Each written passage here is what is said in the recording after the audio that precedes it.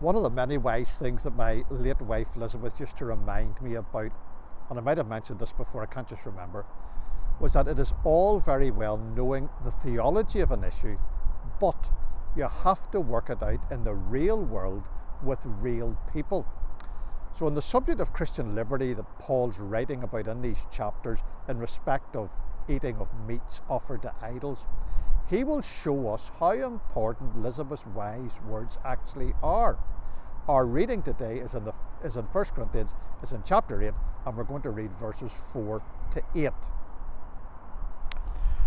As concerning therefore the eating of those things that are offered in sacrifice unto idols, we know that an idol is nothing in the world, and that there is none other God but one.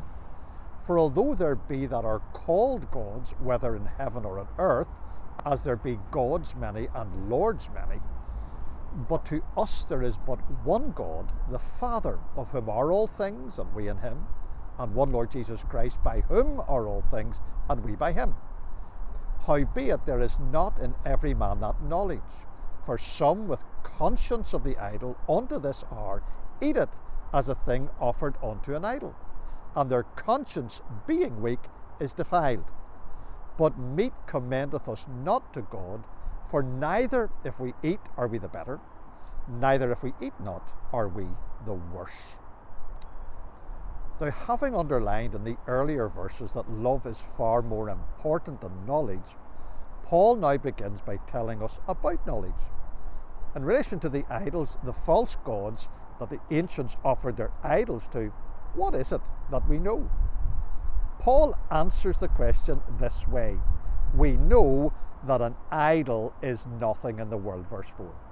The fact of the matter is that idols are inanimate objects. They're made of wood or stone or precious metals, or maybe even a combination of all three. Idols are representations of false gods, and those are gods that don't actually exist. Now, although he will return to this in chapter 10, verse 20, to make another important point about the evil spirit that is behind an idol, he's focusing here on the fact that there is none other God but one, verse 4. Despite the views of unbelievers, we know about the uniqueness of God. God has no peer, he has no equal. Idols are not God. Now, it is true that there be that are called gods, Paul writes in verse 5. In other words, Paul's saying that there are so-called gods, and these imagined deities do rule people's lives, just in the way that there are many things that rule people's lives nowadays. There be gods many and lords many, he says in verse 5. But notwithstanding what people might think or imagine, to us there is but one God, the Father, of whom are all things, and we in him, he writes in verse 6. Everything comes from him, and it is for him, for his glory, that we exist. And there is one Lord Jesus Christ, by whom are all things, and we by him, also in verse 6.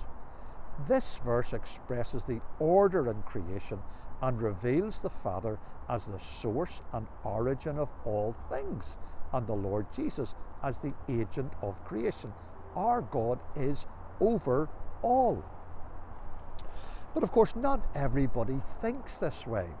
Howbeit, there is not in every man that knowledge, verse 7.